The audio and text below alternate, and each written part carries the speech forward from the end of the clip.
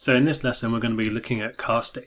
Casting allows you to change one data type into another. So for this first example we're going to look at the idea of having some strings which can be casted into integers or into floats, however you may want to do it. So we've got two variables, a and b, and a contains a string value of 10 and b contains a string value of 20. Now if I add a and b together and assign it to the variable total, we would actually end up with 10 and 20 being combined together rather than giving us the answer of 30. So if I print that and run it to show you, so we end up with 10, 20, because these are strings, they're not integers. So by adding 10 and 20 as strings together, you end up with 10, 20.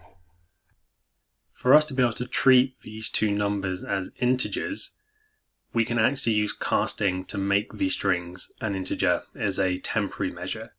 So on line 11, we can see that instead of just total being assigned to a plus b, we can actually say int a and int b.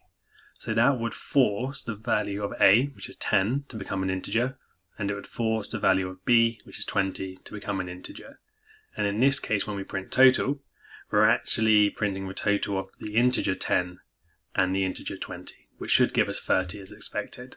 So if I run that now, we can see that it does give us 30 instead of 10, 20. So we've used casting to be able to change a string into an integer.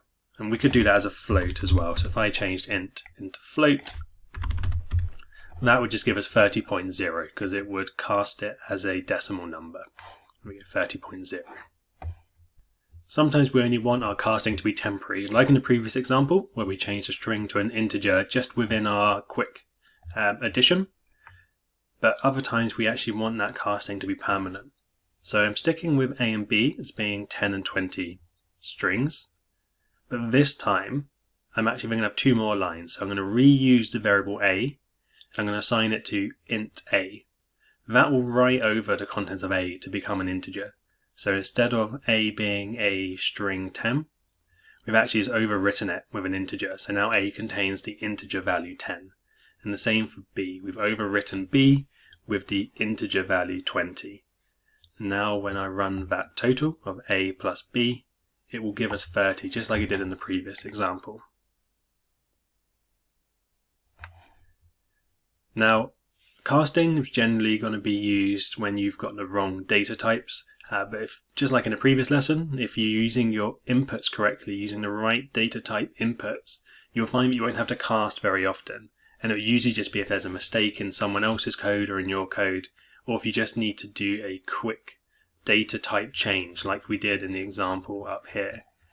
You can also change within your prints, so actually if I wanted that to be a float, I could just put float total and that would give me the decimal value of total. So if I run that,